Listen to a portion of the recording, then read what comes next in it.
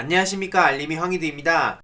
현재 동성애, 위안부 혐오 발언으로 논란에 휩싸인 김성애 비서관. 계속된 논란에도 불구하고 윤석열 측에선 거치 질문에 대해선 제대로 된 답변도 안 하고 있습니다. 이에 대해서 조금 더 지켜보겠다, 이런 입장을 전하고 있는데 역시 윤석열 정부답다는 생각밖에 안 들고요. 최근 사과글을 올렸다가 오히려 논란을 더 키우기도 했는데, 이런 와중에도 대통령실 공보 담당자는 따로 입장이 없다, 이런 소리를 하고 있습니다. 게다가 또 다른 비하 발언이 터지기도 했는데요. 조선 여성 절반은 성노리개였다, 어떻게 이런 얘기를 떡하니 할 수 있습니까? 그러면서 일본군 만행에 대한 분노의 절반만큼이라도 조선시대 노예제에 대해 탐구하고 분노하자, 이런 얘기를 아무렇지도 않게 했네요. 참 윤석열 정부에 걸맞는 사람이란 생각밖에 안 들고요. 이렇게 증거 사진까지 공개가 됐습니다. 이러니 해당 소식을 접한 시민들은 역대급 인사참사다, 뭘 더 지켜본다는 얘기냐, 상식과 공정을 얘기하더니 정작 상식도 없고 저런 발언한 사람을 임명한다는 게 막장 아니면 뭐냐, 이런 비판까지도 쏟아지고 있습니다.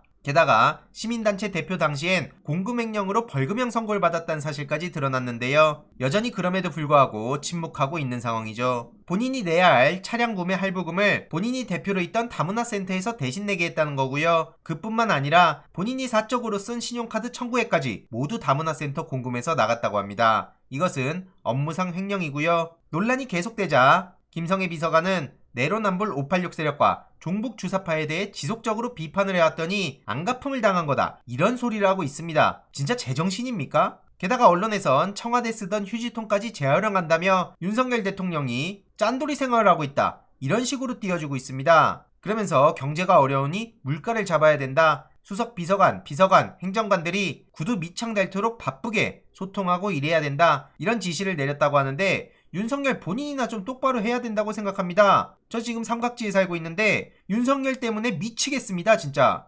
본인이나 좀 소통을 하고 지시를 하든 말든 하세요. 오죽하면 기업들에선 뭘 하겠다는 건지 도대체 감이 안 잡힌다고 곤혹스러운 입장을 보이고 있죠. 기업 입장에선 장기 투자 운영 계획을 설계해야 되는데 윤석열 경제 분야 국정과제 철학이 너무나 공허하니까 감이 안 잡힌다, 이런 얘기입니다. 그냥 민간과 규제 해체만 제시하면 어떻게 하겠습니까? 게다가 필요한 규제조차 문재인 정부의 차별화를 두기 위해 복지 축소, 독과점, 산업 안전, 환경 규제 등을 완화하는 거 아닌가? 이런 우려의 목소리까지 나오고 있고요. 자유, 번영, 성장, 과학, 지성, 이런 어휘만 나열돼 있을 뿐 완수해야 할 과제가 무엇인지 뚜렷하게 나와 있지도 않다는 지적도 나오고 있죠. 이러니 해당 소식을 접한 시민들은 애초에 머리가 든 게 없는 사람인데 뭘 기대하겠냐, 깜도 안 되는 무식, 무지, 무능, 무개념한테 기대하는 것조차 사치다, 이런 반응까지 나오고 있고요. 대선 과정에서부터 어디서 주워들은 거 그대로 말하는 수준 아니었냐, 이런 얘기까지도 나오고 있습니다. 게다가 최근 초과세수 소식에 민주당에선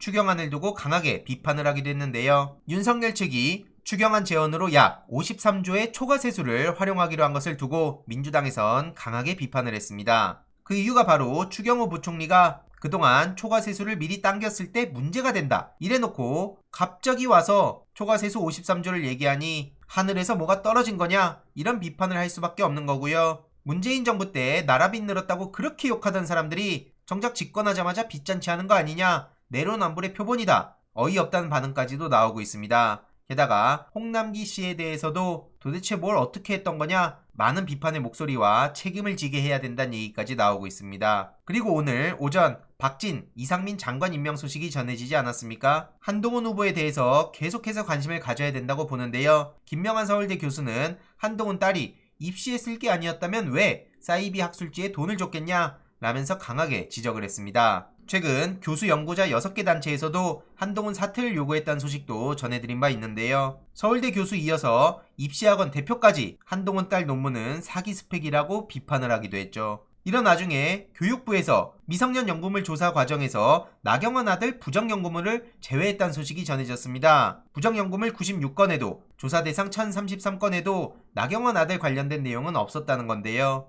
예일대에 간 나경원 아들, 서울대로부터 부당저자 표시 판정을 받은 바가 있죠. 이렇게 증거 사진까지 공개가 된 마당에 나경원 아들이야말로 성역입니까? 교육부 관계자는 학술대의 발표 포스터는 조사 대상으로 포함하지 않았고 다른 학생들도 마찬가지였다고 설명했지만 오히려 이게 논란을 더 키우고 있습니다. 이에 나경원 전문가인 안진걸 소장은 심각한 직무유기이고 특정 인사를 봐주기 위한 칸막이 조사라며 교육부에 강하게 비판의 목소리를 내기도 했습니다. 민주당 강민정 의원도 이해할 수 없다는 반응을 보이며 따끔하게 지적을 하기도 했는데요. 우리가 정치에 관심을 끊으면 저런 사람들이 뻔뻔하게 본인들의 잘못을 오히려 민주진영에 뒤집어 씌우기도 하고 있죠. 그렇기에 저도 영상을 계속해서 전해드리는 거고요. 추가적인 소식도 계속 전해드리도록 하겠습니다. 이번 내용도 유익했다면 구독, 좋아요, 알림 설정, 멤버십 가입 정말 큰 힘이 된다는 점 말씀드리고 싶습니다. 이번 내용도 주위에 널리 공유 부탁드립니다.